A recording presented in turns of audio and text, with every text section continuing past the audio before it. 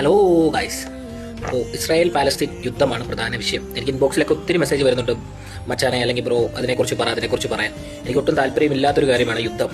അത് ഇസ്രായേലിനെ കുറിച്ചാണെങ്കിൽ പാലസ്തീനെ കുറിച്ചാണെങ്കിൽ ഈ കൊച്ചു കുഞ്ഞുങ്ങളെ കൊല്ലുന്നതിനോട് എനിക്ക് ഒരു രീതിയിലും ഒത്തുപോകാൻ പറ്റില്ല. കാര്യം ഓരോ ഫോട്ടോസ് വീഡിയോസ് ഞാനുള്ള കാണാറില്ല, പക്ഷേ ഷോർട്സ് ഒക്കെ ഇതിനകത്ത് വരും, ഇൻസ്റ്റാഗ്രാം സജസ്റ്റ് ചെയ്യും, കാണുമ്പോൾ തന്നെ സങ്കടം വരും.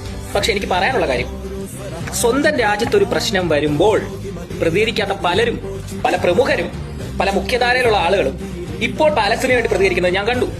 എന്തുകൊണ്ട്? എന്റെ രാജ്യമാണ് എനിക്ക് ഏറ്റവും വലുത്. എന്റെ രാജ്യമാണ്, എന്റെ രാജ്യം കഴിഞ്ഞിട്ടുള്ള എനിക്ക് എന്തും.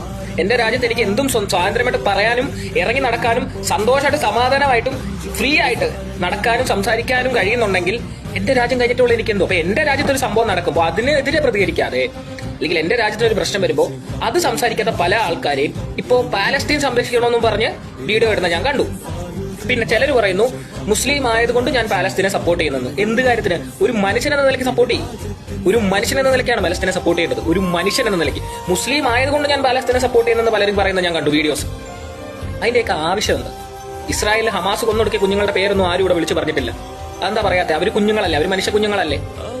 തിരിച്ച് പാലസ്തീന്റെ എത്ര കുഞ്ഞുങ്ങൾ മരിച്ചു അവരുടെ പേരെടുത്തെടുത്ത് പറയുന്നത് കണ്ടു.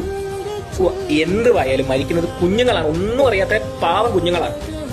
യുദ്ധവും എന്തിനു യുദ്ധം? എനിക്കതാ ചോദിക്കാനുള്ളത്. എത്രയും പെട്ടെന്ന് ഇസ്രായേൽ അത് നിർത്തുക എന്നുള്ളതാണ് പറയാനുള്ളത്.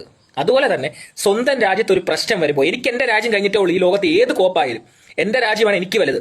ഇന്ത്യയിൽ ഒരു പ്രശ്നം നടക്കുമ്പോൾ അതിനെതിരെ പ്രതികരിക്കാത്ത ആൾക്കാർക്ക് ഇപ്പൊ ഇത്ര പൊള്ളാൻ എന്താണെന്ന് എനിക്ക് മനസ്സിലാവാത്തത്.